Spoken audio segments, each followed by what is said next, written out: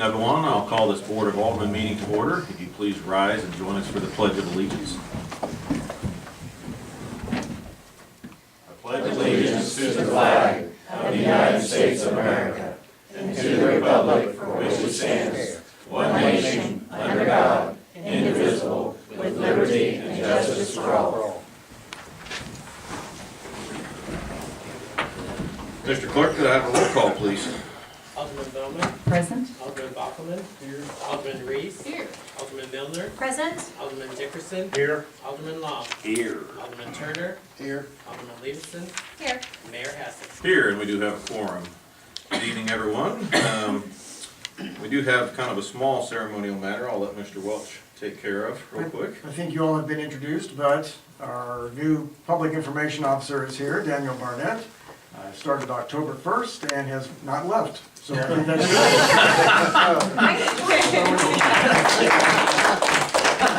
So I want him to have a chance to come to a meeting. He'll be also the assistant city clerk, so when Randy can't make it, he'll be taking minutes. Otherwise, I hope you'll see a change in our website and online with Twitter and Facebook. We're going to try to keep information out, keep people informed of what's going on in the city. So, Daniel, welcome to the city. Thank you. Glad to be here. That's great, because I Twitter so much.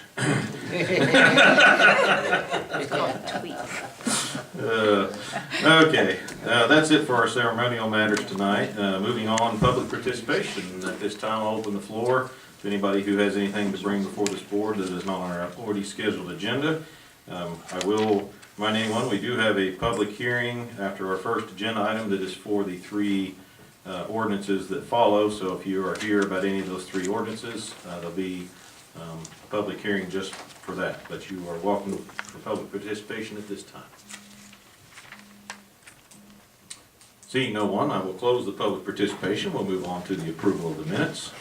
First tonight, we have the minutes from the regular meeting of October 1st, 2018. Move to approve. Second. Motion from Alderman Dickerson and a second from Alderman Levison for approval. Any further discussion? All those in favor? Aye. Opposed? Minutes are approved. Next, you have the minutes from the Board of Aldermen work session, October 8th, 2018. Move to approve. Okay. I have a motion from Alderman Milner. A second? Yeah. From Alderman Dickerson. Any further discussion? All those in favor? Aye. Opposed? Minutes are approved. Moving on to our agenda. First item tonight is Council Bill 66. Council Bill 66, a resolution pursuant to Chapter 103, Administration, Section 103.010, Personnel Rules and Regulations, establishing and approving a new technology policy for the city of Harrisonville, Missouri, and establishing an effective date. So when we adopted the personnel policy, we left out the section that was called the technology policy. We wanted to adopt it separately. That being, so people can look at it pretty quickly and find any items they need that relate to technology. And because of the change in technology, which seems to change every day, that we wanted to be able to amend just that section if we bring it to the board. So we have had this run through a couple of, our city attorney has looked at it. We had the NPR attorney look at it as well. He's looked at it a couple of times, in fact, just to make sure we were looking at it from a personnel point of view specifically. And we are bringing it now to the Board of Aldermen for approval. We have highlighted, giving you a highlighted copy of what changed from the original policy to what is now the new policy.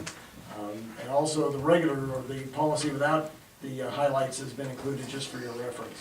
And that's what will be distributed to the employees, not the highlighted policy. Okay. Any questions? This does come with recommendation from the Finance and Personnel Committee. I move to approve. Second. A motion from Alderman Dickerson and a second from Alderman Levison. Is there any further discussion? All those in favor? Aye. Opposed? And Council Bill 66 will become Resolution R36. At this time, I'm going to open the floor to the public hearing. This public hearing will cover the three ordinances. The first one that we will, Council Bill 67, deals with legal non-conforming residential uses, and the some of the restrictions on rebuilding. The second ordinance, Council Bill 68, is an item concerning existing gravel drives and parking areas in the city limits. And the third item deals with detached accessory structures in commercial districts. So if anybody would like to speak about one of these three suggested changes to our codes, now would be your opportunity.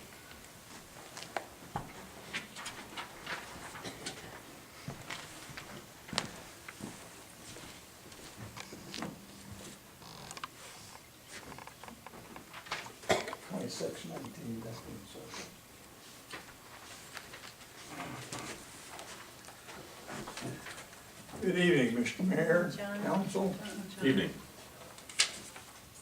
Administrator Welch. I'm not in real good form tonight. I played football too hard last night. Boy, that was a stress and a strain. It's seldom you get to see the Super Bowl in the middle of the season. But, it was an interesting experience. I have to admit to you that I'm not up to speed on some of the things that you're talking about tonight, but one of the things that I've got deep concern about is gravel driveways. I'd like to visit with you a few minutes on that if I might. One of the things that gravel driveways create is mud out on the street. And when you track gravel out onto the streets the way we're repairing them now with slurry mix and with emulsions, but that gravel penetrates that ceiling. And I don't know whether that's been discussed or not, but you encourage deterioration when you muddy up a street. I don't know whether you realize that we got trash trucks in every part of our city now 3 times a day. In certain areas, we have the garbage pickup, and then we have the recycle pickup, and then we have the yard waste pickup. So those trucks manage to work that material into those slurries and into those emulsion mixes that we're using now. We got school buses that travel at 5 days a week, and that puts that much more traffic onto that muddy, gravelly conditions. And as a individual who has been responsible for moved up subdivision in this community for quite a while, I'm concerned about the travel trailers and motor homes and the single axle trailers and the tandem trailers that is parked alongside of houses on gravel. Occasionally, you find a subdivision homeowner that is civic minded and will pour concrete to park those vehicles on, but we seem to not enforce ordinances, and the more one person does it, the more another person does it. In the area I live in, I think you can find as many as a dozen travel trailers parked alongside houses. I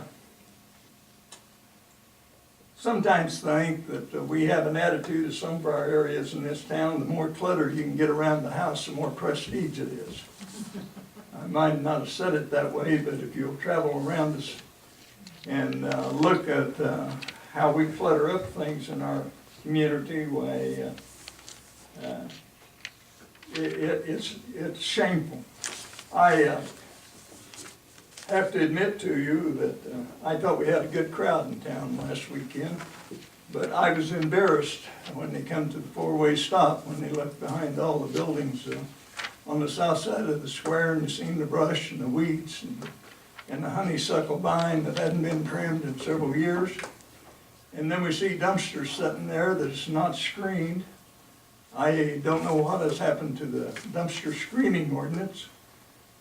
We used to have to comply to that. I know that when I speak, that sometimes I'm on thin ice, but some of the things that I'd like to say is that if we don't show self-respect and do things right when we're building something, I confess to you, I was quite disappointed that we let ADS come into town and we did not require them to curb and gutter their side of the street. When I subdivided Wall Street Business Park, I had to curb and gutter the west side of Oakland Street. Now, if it's good enough for an individual that lives here and tries to make a living here, surely a corporation that's coming to town can afford to do that. And then, as soon as they are built, why, Church and Dwight put in a parking lot that drains across that same water area, and they didn't have to put in curb and gutter. So, you know, I don't know where we're going here when we're talking about we want to gravel more stuff. The Beck Event Center. We all know that that was put in on a special use permit, and that permit required that that parking lot be paved. They agreed to that. That's a contract. That's a contract with the city, with the citizens of this town. And yet, there appears to be no intention of any paving to be put on that parking lot. Now, that's roughly 180 by 190, and I don't know how Watershed Ted would look at that, but the way I see it, it's 100% runoff now. So what would it hurt to put a little paving on it? That's just a question to me. For me, I know that we're supposed to have retainage, water retainage, and all of this, but when it's 100% runoff anyhow, what's the deal? Anyhow, I don't know where you're going with this tonight. Again, I have been out of pocket, and but this community has been wonderful to me, and I hate to see us dumb it down. And if you work on the ordinance tonight, I would certainly suggest to you not to pass it to the second reading. Let your constituents have an opportunity to talk about it. I think it's important that we try to make this town look like a town. Any questions of me? I thank you, Mr. Mayor, for letting me have my say. You bet. And I hope when I come in for a building permit or something, there isn't a retaliation. Nope. Thanks, John. Thanks, John. All right. That was the prior administration. No comments. Is there anyone else who'd like to speak this evening?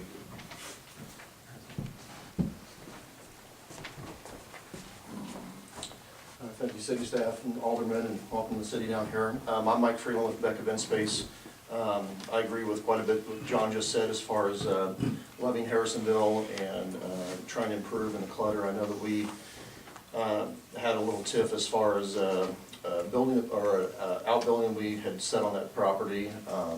John was a big supporter of ours and hopefully still is, and I know he came to Jeff City with us, and when we received the award for our historic preservation, we greatly appreciated that, and many of the other people as well too. At that point that I felt like that tiff came up is when this parking lot became a bigger deal. We are trying to financially figure out how to pave it. We would love to pave that lot. There is water retention issues as well too. I have counted 27 lots or back parking lots around the historic square with gravel.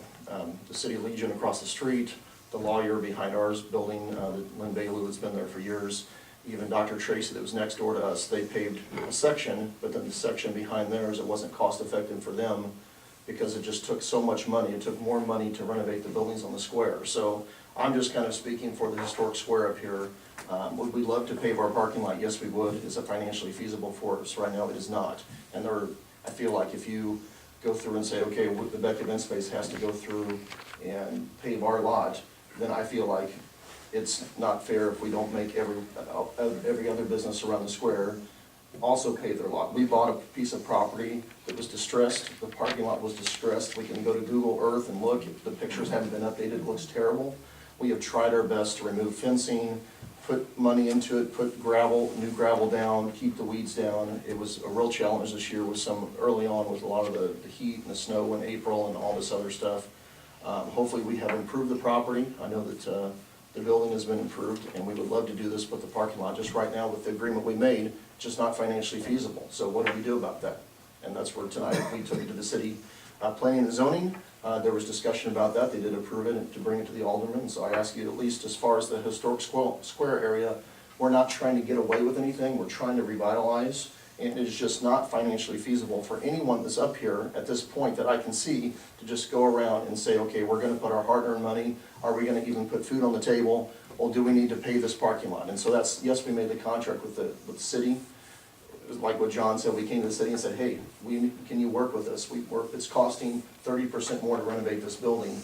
And now we're coming back and saying, we don't have a financial plan to even pay ourselves this year. Hopefully that's a chance it's gonna do. We knew it was gonna take time, but that this could be detriment to our business if we have to pave that parking lot, especially with the water retention as well too, if it has to be put in underground. And I would just say, if you drive around the square, hopefully our lot looks better than it did. We're gonna continue to improve, and so just as, whether it's mandated by the city or not, we're not trying to skirt around paving the parking lot. It's just right now, we're asking, the historic square area desperately needs. I agree with John. I mean, the dumpsters look bad.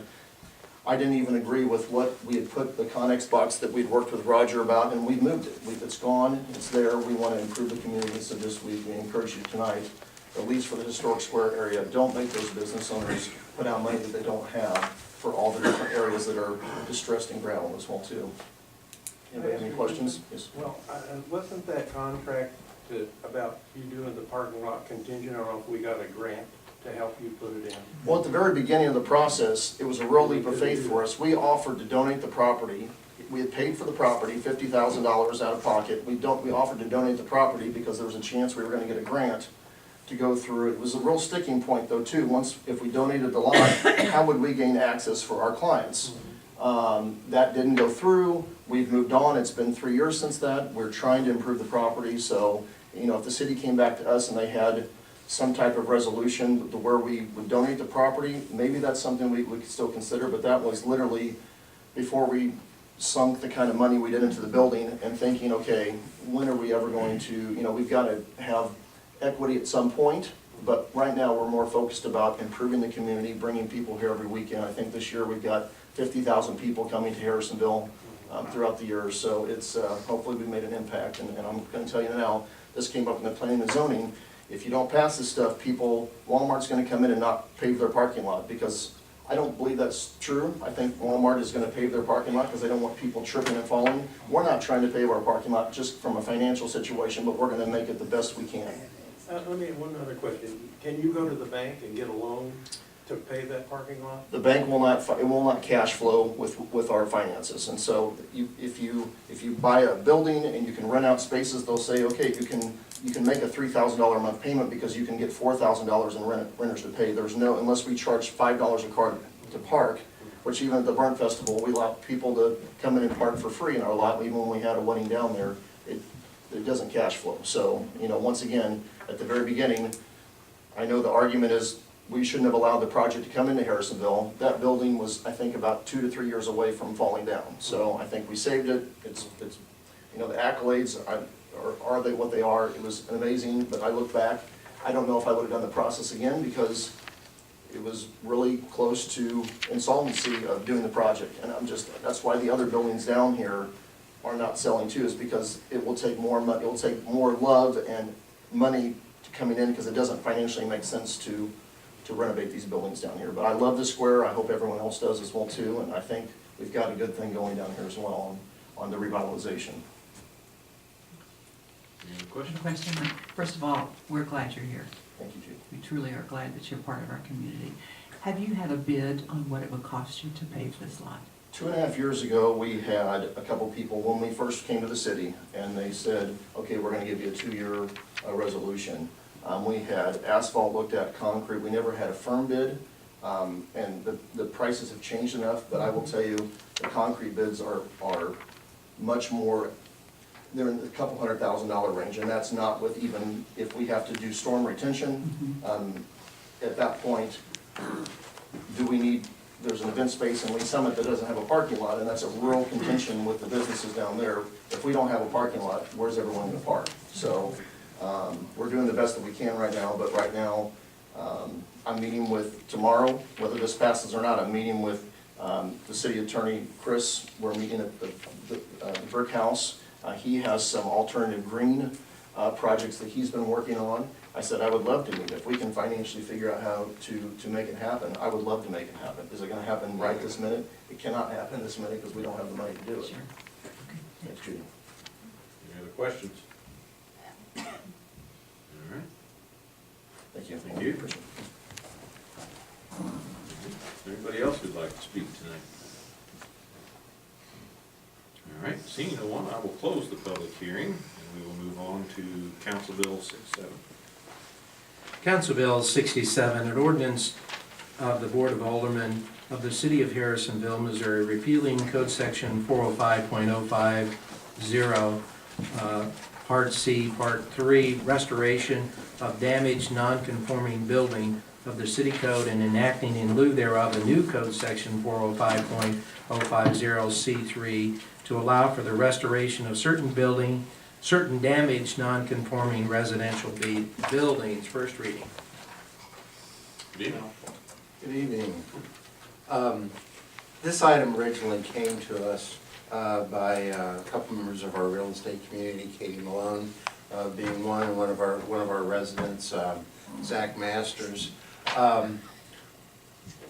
Our code, in our zoning ordinance, it's stated for a number of years that any residential structure that's damaged more than 50% that happens to be a non-conforming use, because the biggest examples of those are ones that are in the C2 zoning district, cannot rebuild if it's damaged more than 50% by most likely a fire or tornado.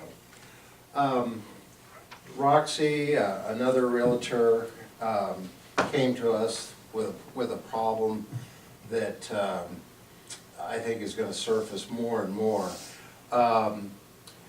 Individuals that are seeking some of the more well-known residential lending loans, VA, FHA,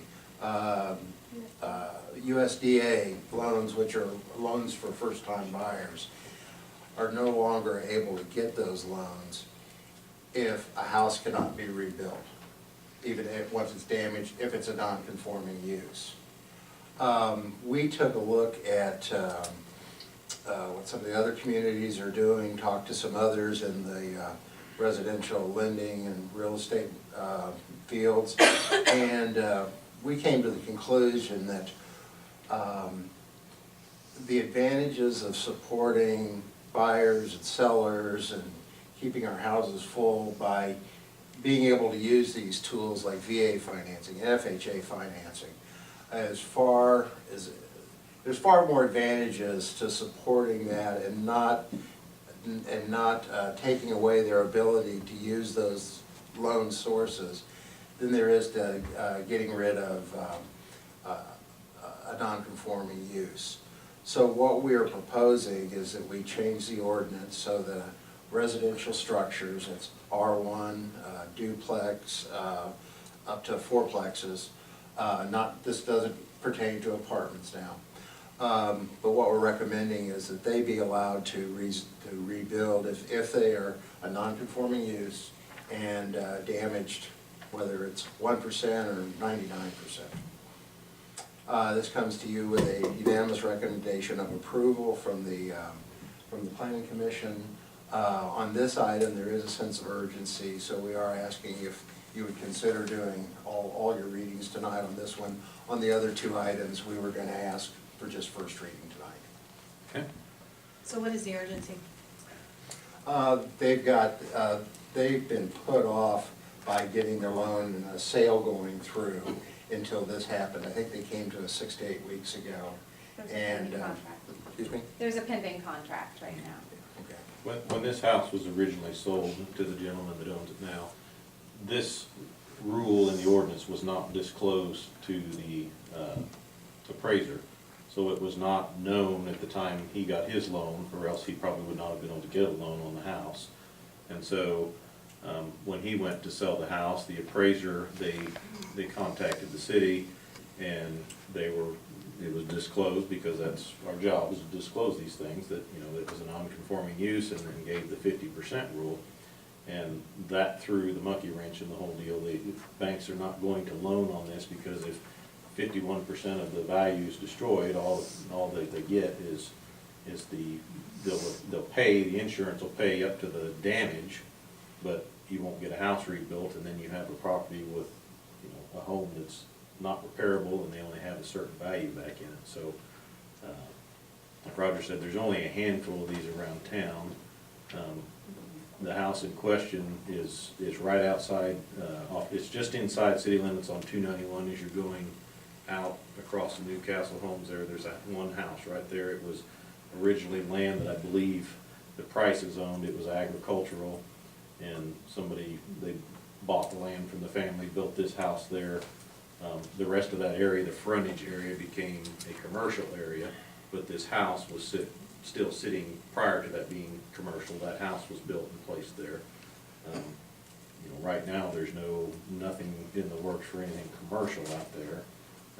There's just homes, so just a single home right now, but behind it's all agricultural, and on down the hill is all agricultural. So to change the zoning would be spot zoning, which we won't do. So this was the resolution that we came up with to solve an issue with this property and others around town like it.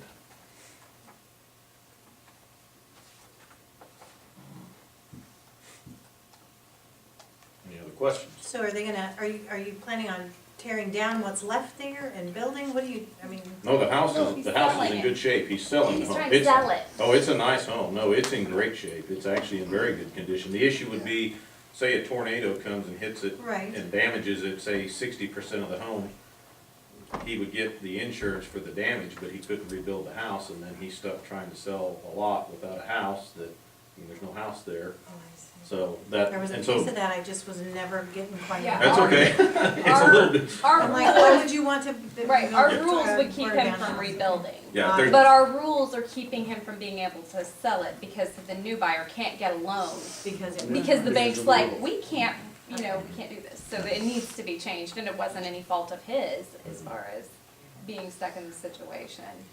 I knew there was something I was missing, Yeah. I just couldn't quite grasp it. Thank you. Yeah. yeah, any other questions?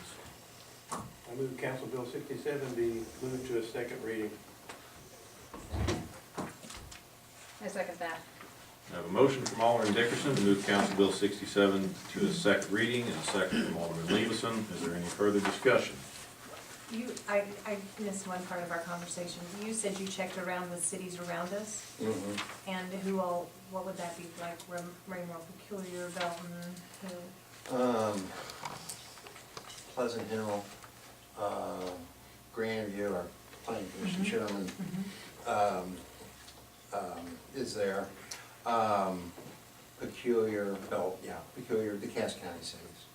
So And they Grand- have and basically Grandview. what we're trying to get to? You know, they've got different provisions. They've got different, it's kind of all over the board. Grandview, for example, it's 70, they have a 75%. I mean, they would have a problem in Grandview if they were 76% destroyed. So it's all over the board. I mean, some cities completely do what we're doing, and I can't remember which ones it is, where they allow houses to be rebuilt regardless of the amount of damage. Seems like on the commercial, if they're non-conforming commercial uses, people are a little more consistent with not allowing a non-conforming commercial use to rebuild. But with the residential, they're more lenient. Thank you. All right. Any other questions? Need a roll call, please. Alderman Dickerson, Aye. Alderman Levison, Aye. Alderman Reese, Aye. Alderman Long, Aye. Alderman Bowman, Aye. Alderman Milner, Aye. Alderman Turner, Aye. Alderman Bachman. Aye. All right, second reading, please. Second reading, Council Bill 67, an ordinance of the Board of Aldermen of the City of Harrisonville, Missouri, repealing Code Section 405.050C3 restoration of damaged, non-conforming building of the city code and enacting in lieu thereof a new code section 405.050C3 to allow for the restoration of certain damaged, non-conforming residential buildings. Okay. Need a roll call again, please. Alderman Turner, Aye. Alderman Bachman, Aye. Alderman Bowman, Aye. Alderman Milner, Aye. Alderman Dickerson, Aye. Alderman Livingston, Aye. Alderman Reese, Aye. Alderman Long. Aye. And Council Bill 67 will become ordinance 03450. As quickly as we can have that ready, I will be glad to sign it so it's official, so they can complete their transaction. Council Bill 68.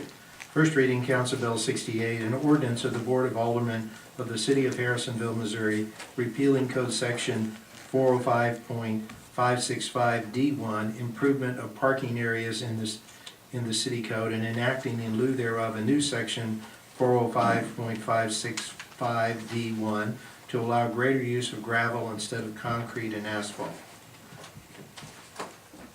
Probably the easiest way to go through this, because it's kind of a detailed thing, is on page 82 of your packet, which is the ordinance.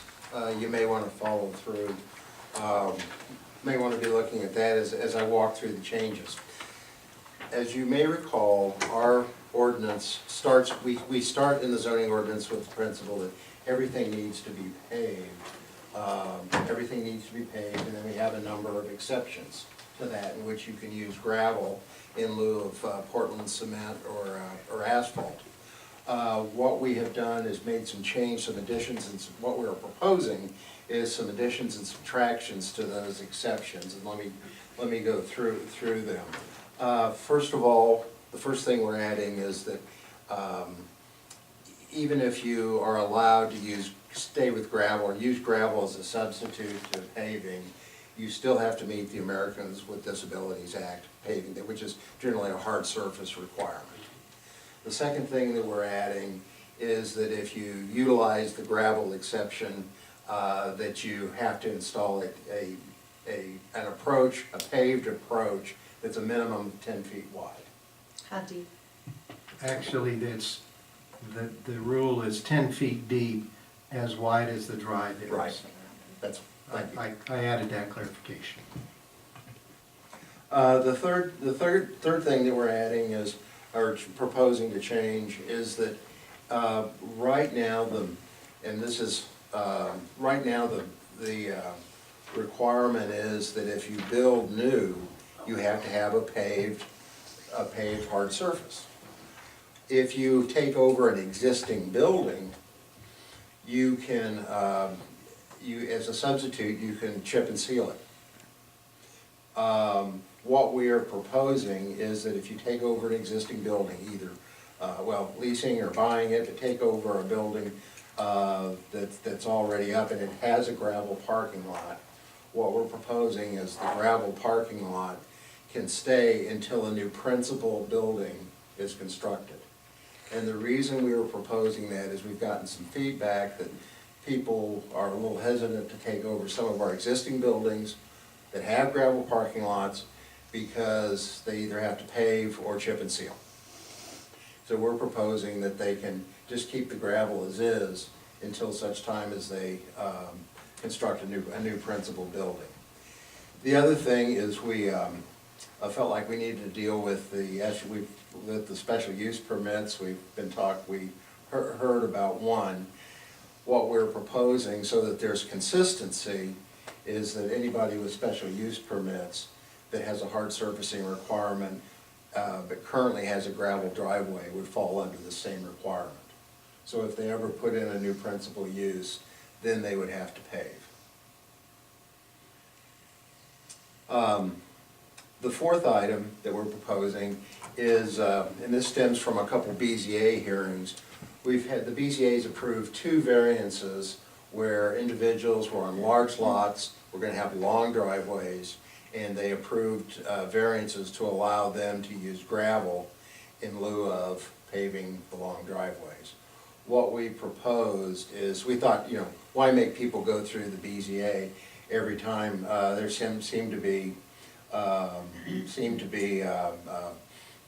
it seemed to be a pretty accepted thing that if you had a extremely long driveway, you were on a large lot, why should you have to pave the whole thing? What we're proposing is that 100 feet be the cutoff. If you have a driveway that's over 100 feet long, and it's not in the core of the city, it's not in the near downtown zoning districts, you could keep it gravel. Now, you would still have to put in the 10-foot approach. That's an addition, but you could have, you could keep it gravel. And then the last change pertains to the, in the near downtown zoning districts. We've gotten some feedback that some builders have considered removing old homes in the closer in residential neighborhoods and replacing them with new homes, but because they were gonna have to replace the driveway, they didn't do it. What we're proposing, and the effort is to try to encourage rebuilding in the older parts of town, is that if there's an existing gravel drive where you're removing the house and putting in a new one, it can stay. We had some discussion in the planning commission. There was some thought about, hey, if somebody's putting in a new house, should they, can't they afford to pave their drive? And then there was also some concern about gravel getting in the ditches and so forth. Anyway, the way it came down is we're proposing that if you are going to remove and replace a house, and there's an existing gravel drive, you can keep the gravel drive, but you do have to put in the approach.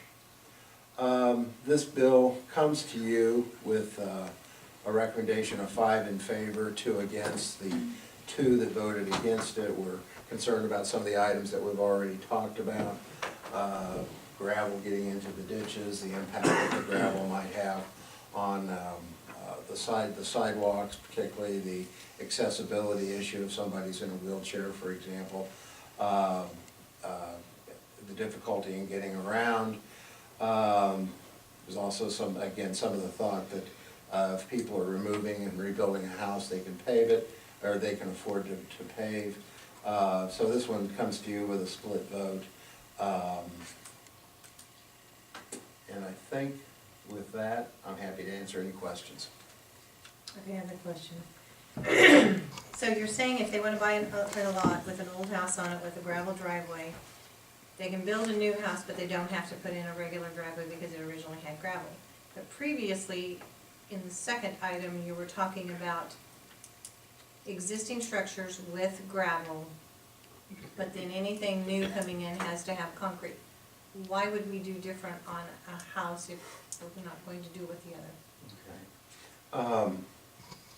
In the older neighborhoods, the distinction there is the feedback that we were getting was that it's in the older neighborhoods that they would like to do this. But they're building a brand new house. Right. And so as to encourage development closer in, that's why we were recommending that in the near downtown districts, you'd be able to, if there's an existing driveway, you'd be able to keep it, even if you're rebuilding the house. I have a couple questions. Can you tell us who were the 2 individuals and where were the properties located that were granted variances by the BZA? Sure. One was on Southeast Outer Road. Property owner is Lytle. I think it's about a 15-acre tract, I believe. The other was Mrs. I don't know what her last name is, John Coffey's mother. And that is on Clearwater Road. And how can a gravel driveway or gravel parking lot be ADA compliant? It can't be. That's one of the concerns, and that is why that we've got in here that, that's why we added the concrete approach. Mhm. You know, if you're in the, I mean, right now, we've got the concrete approach in there regardless of where you are in town, even if you're in the outskirts on one of the larger lots, to help keep gravel from, reduce the amount of gravel that washes into the ditch or that gets washed out onto the road. But in town, the main reason that we were requiring, and this came from some feedback from our street superintendent, is that, you know, if you've got sidewalks and, you know, those with disabilities can get around, you don't want to interrupt it with a gravel driveway. So what we're proposing is that if you're allowed to use gravel in town, you still have to put in the concrete approach. And how did you come about 10 feet deep? How was that number of 10? That's approximately the distance between the street and the edge of the right-of-way. Mhm. Can we hear from Mr. Jacobs, since he's in the audience, what his concerns are about the damage that gravel causes to streets? Can we hear from Rodney? No? Why? You can ask me, yes. You can ask if you want to hear from him. May we hear from Mr. Jacobs? Yes, that would be fine.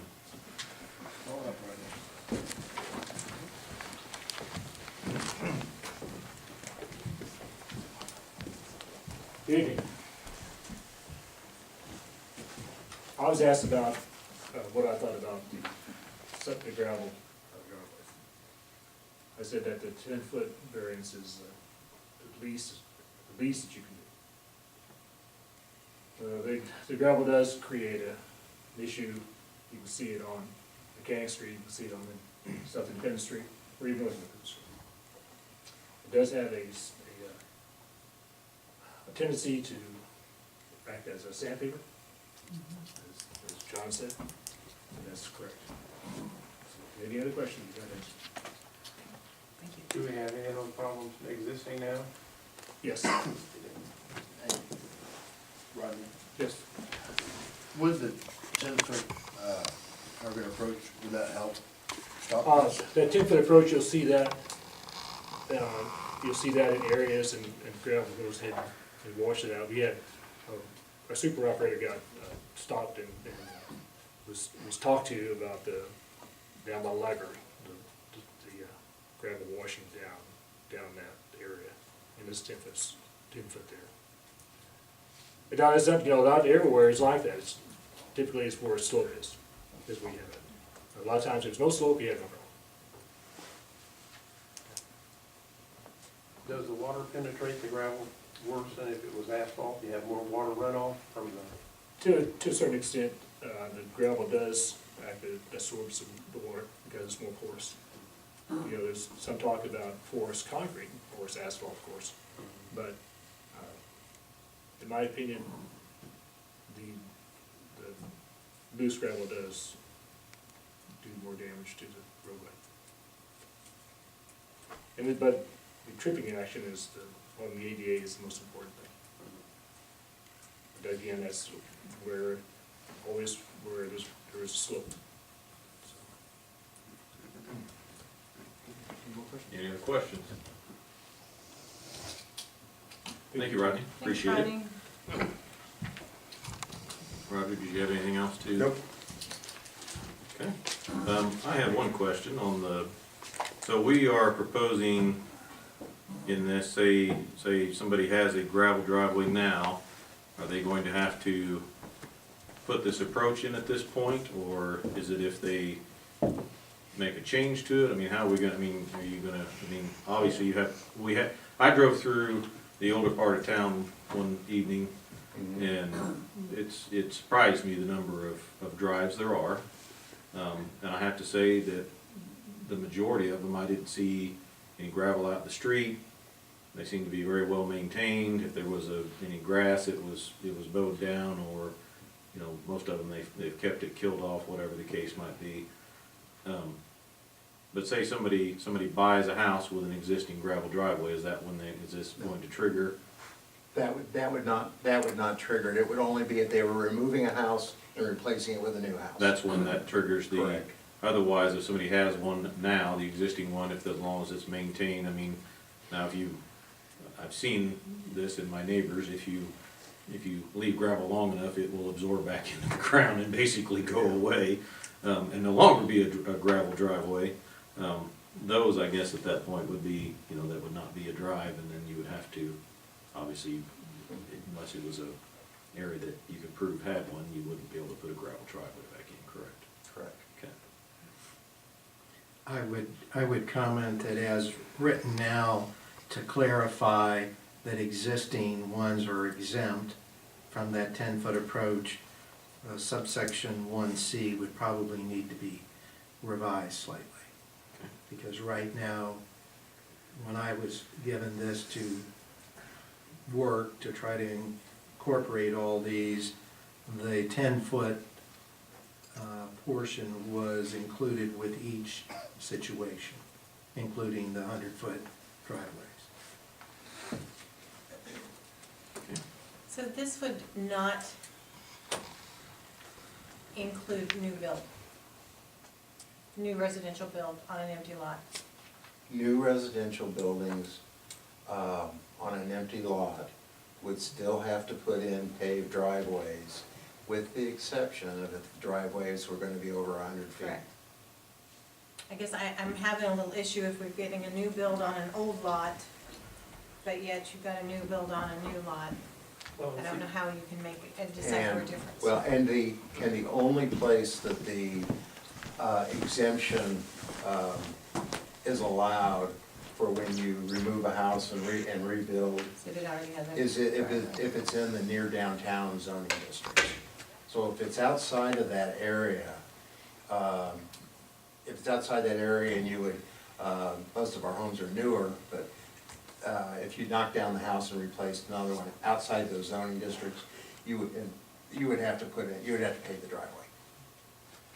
In the older part of towns, they didn't have a code that they had. Oh, absolutely. And it was probably infeasible for them to put concrete driveways in, because it just wasn't around.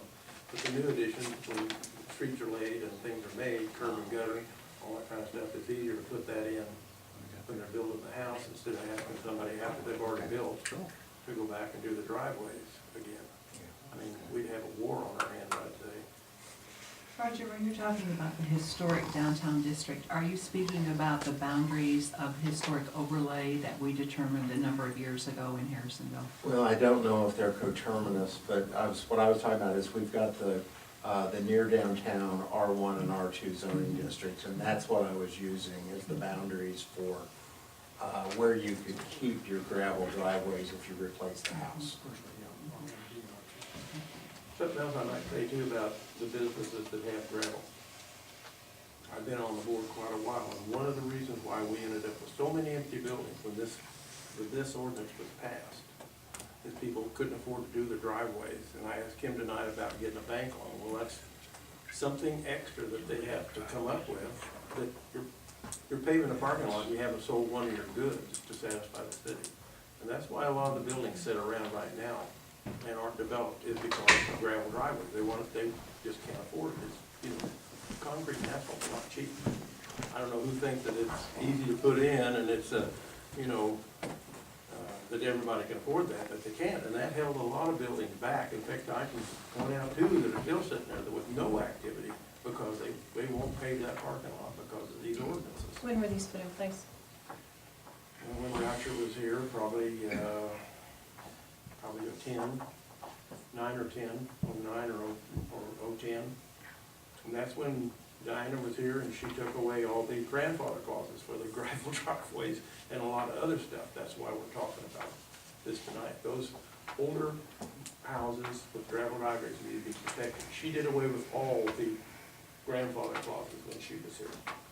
And I see your point, David. I guess my only qualm with this is the fact that if you're going to tear down an old house and build a new house, then that takes that out of play in my mind.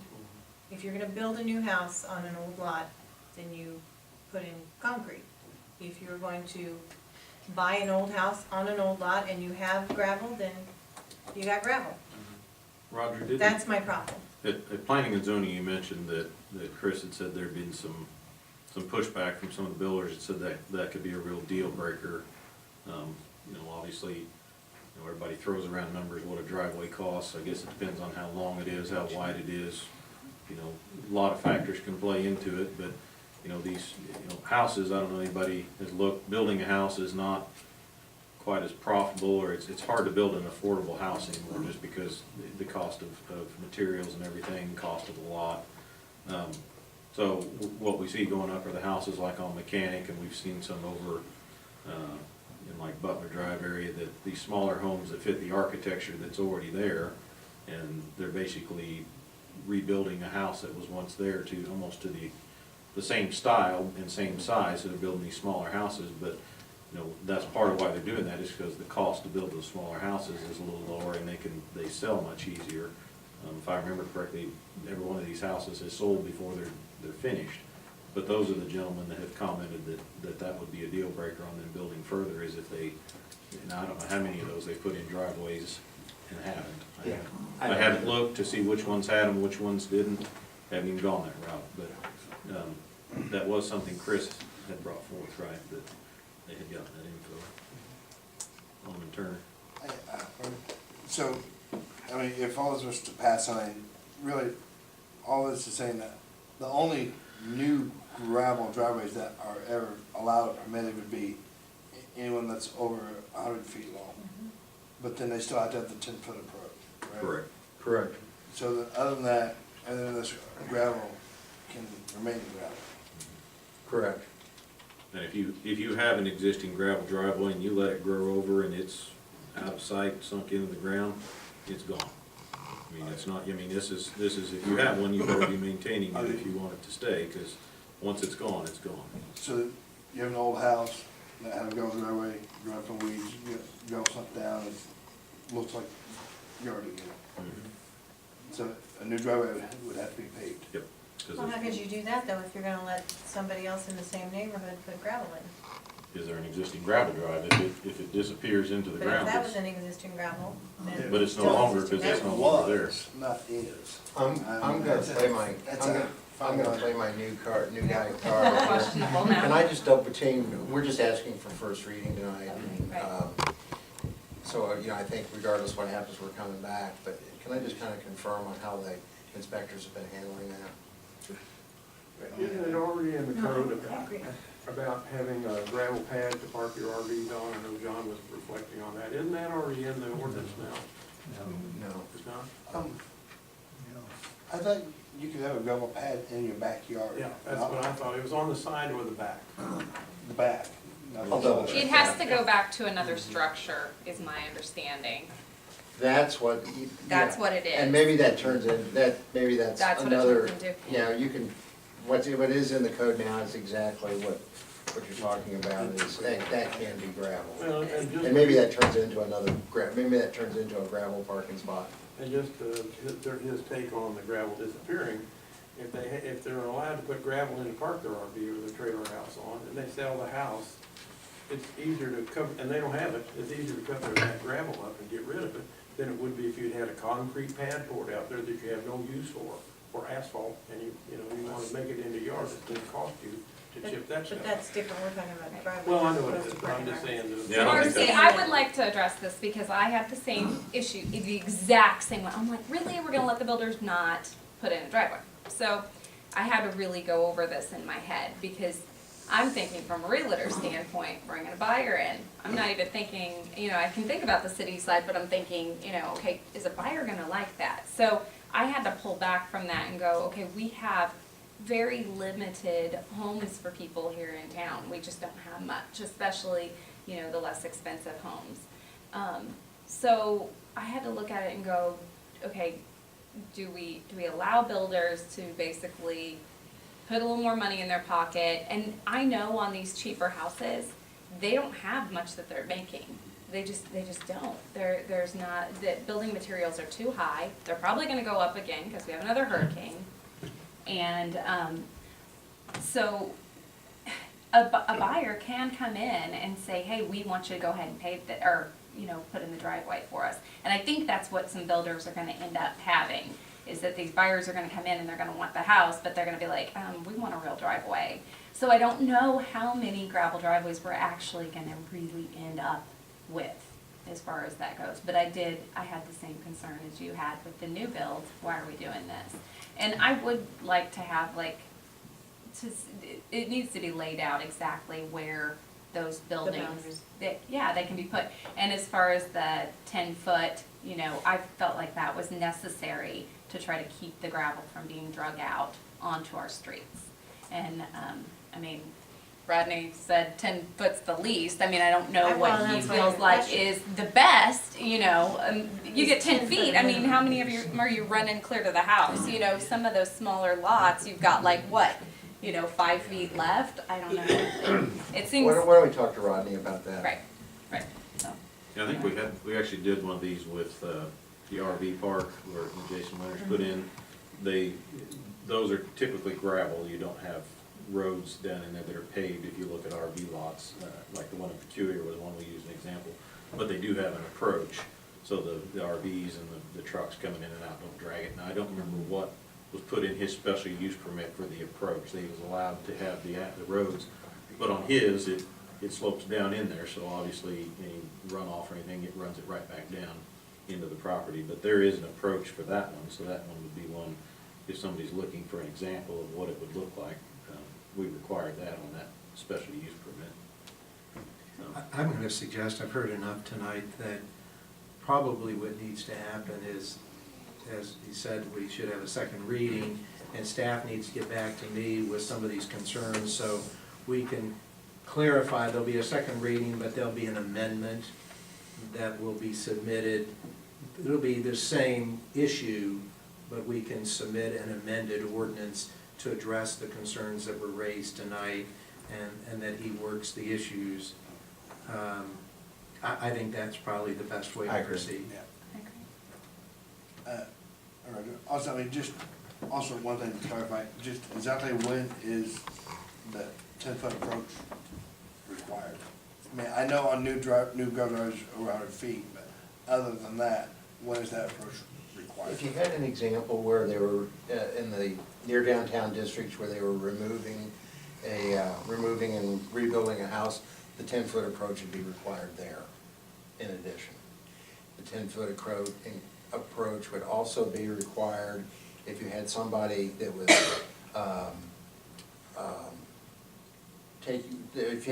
was taking over a commercial space where they had a gravel driveway and they were wanting, and if we were making that an exception, at a minimum, this ordinance would require that they put in the paved hard surface approach, even if they're gonna have a gravel parking lot. I would just comment, there's basically three sections, three issues addressed by the ordinance. Non-residential uses, single family with the 100-foot driveways, and these near downtown residence areas. So currently as written, all of those would require this 10-foot approach, but it sounds to me from hearing the discussion tonight, and I suggest you get feedback to these gentlemen, that maybe with an existing long driveway, that's not necessary unless they rebuild the house, for example. Or change owners on a business. So get that feedback so that we can come up with something, I think, that more reflects what the board feels comfortable enacting, I guess my only other question would be, is 10 foot enough? And that's I certainly, think that's one of my bigger concerns. that's something that can be easily changed in here. I just need to know under what circumstances.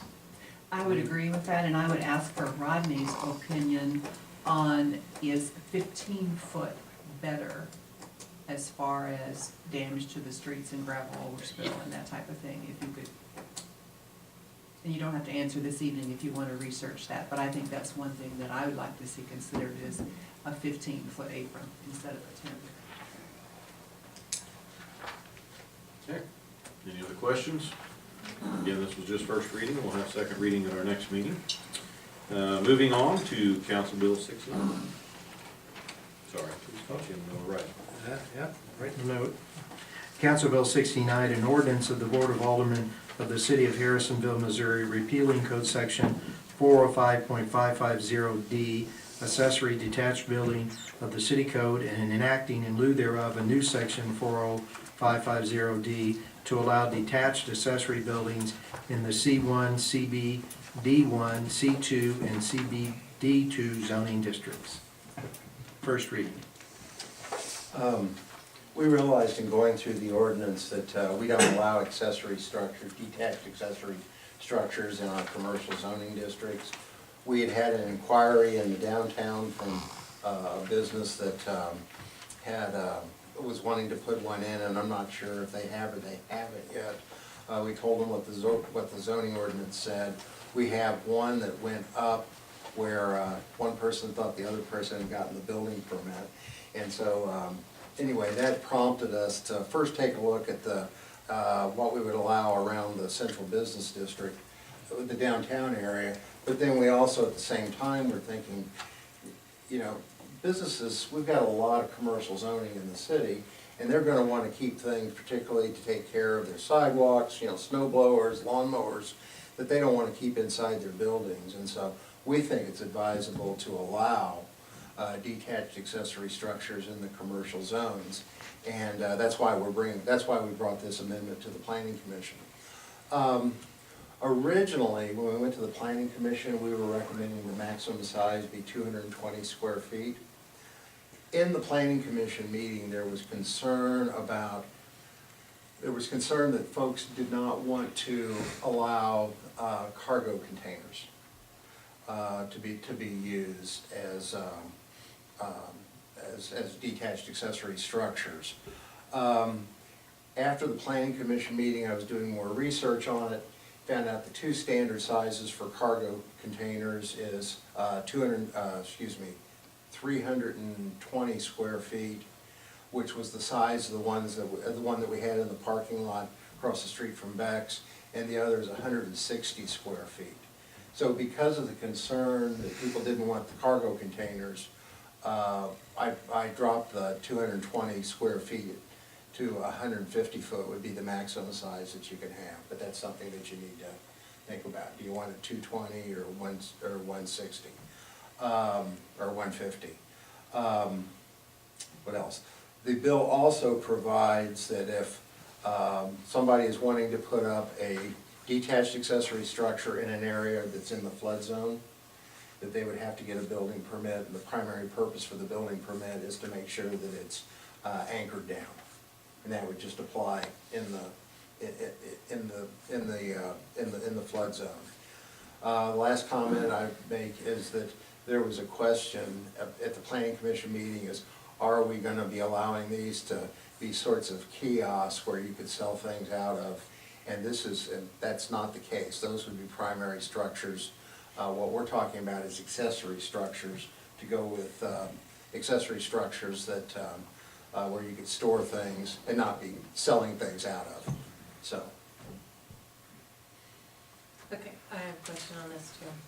So, is there a requirement to a size of a parking lot that this stuff's gonna be able to sit in? Is there a space yard-wise? Does it have to be so far from boundaries?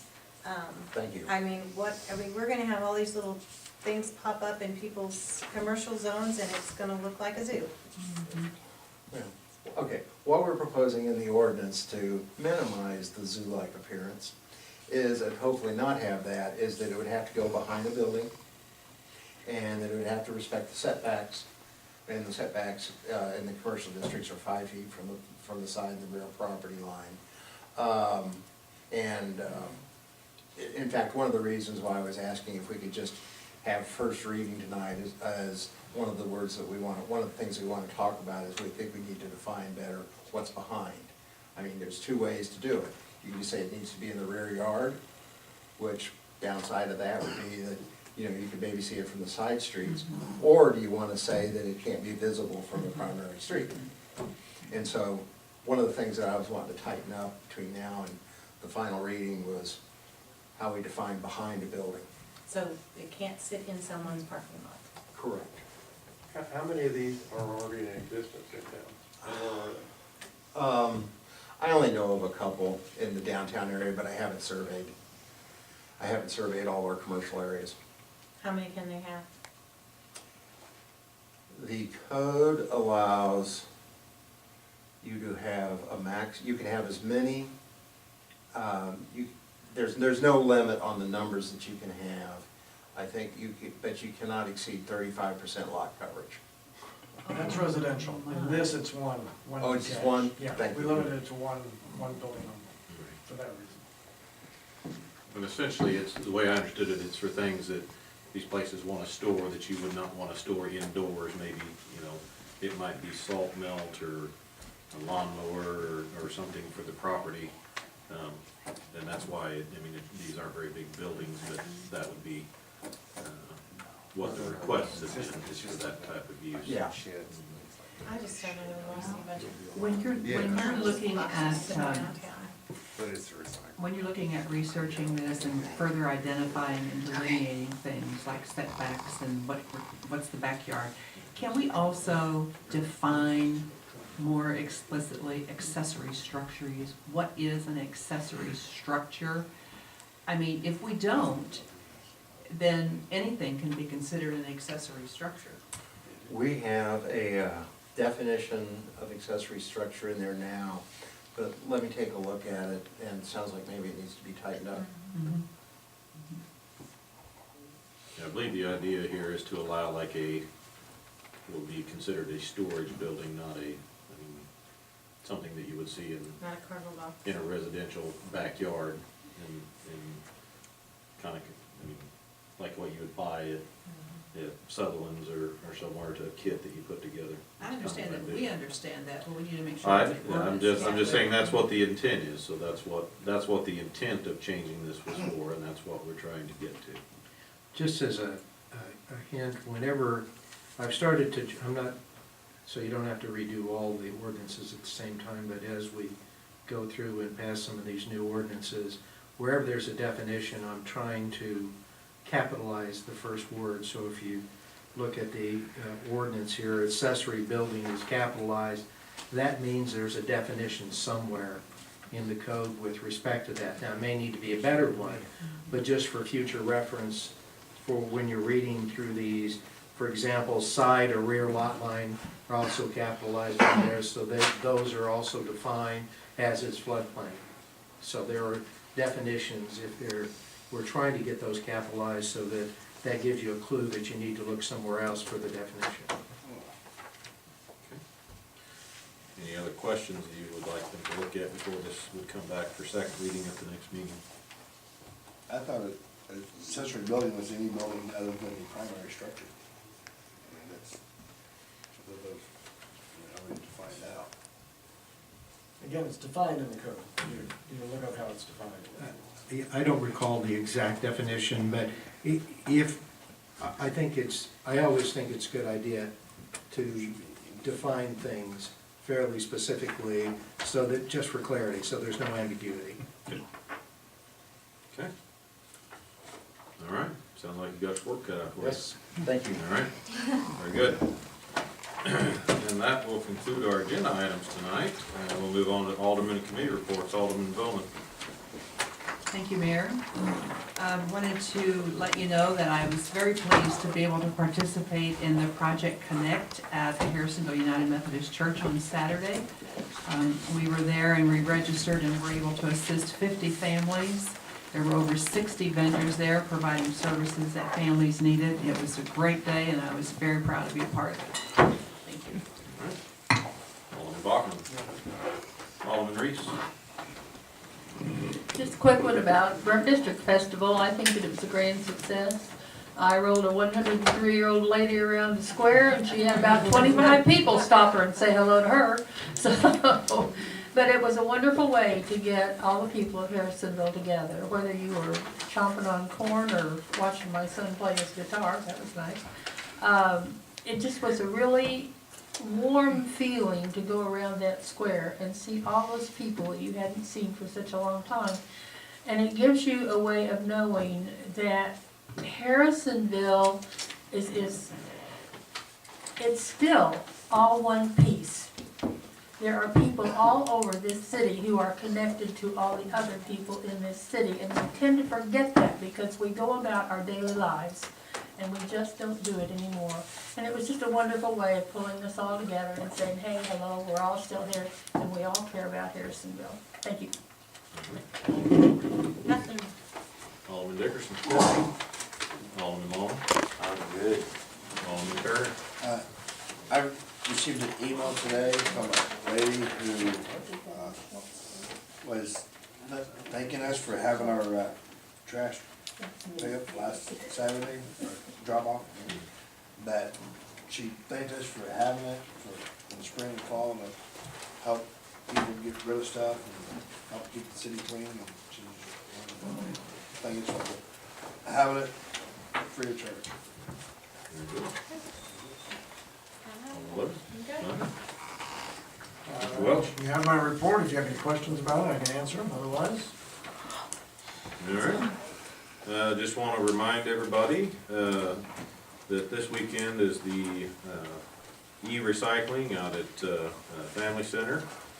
Again, there's a charge for the LCD TVs and monitors, or CRTs, yeah, that's it. But everything else is free. And then the weekend after that, the 26th and 27th, from 8 to 5, is the brush drop-off for the fall. So if you have anything, brush you need to get rid of, or tree trimming to do and get rid of that, that'll be the time to get rid of that. Wednesday, I am headed to Columbia. I was invited by the MPUA to speak about our experience with our design build on the wastewater digester. I guess this is a meeting that they're trying to educate the engineers a little more on the whole process, and we were one of the first, if not the first, that was done that way. So they really wanted to change the rules. So they wanted to hear about our experience. So I'm very honored that the MPUA asked me to come and speak. So I'll be doing that on Wednesday. And that's pretty much all I have for tonight. So Make a motion to adjourn. Second that. have a motion from Alderman Dickerson and a second from Alderman Long to adjourn. Is there any further discussion? All those in favor? Aye. Opposed? We are adjourned. Well, there's gotta be anything.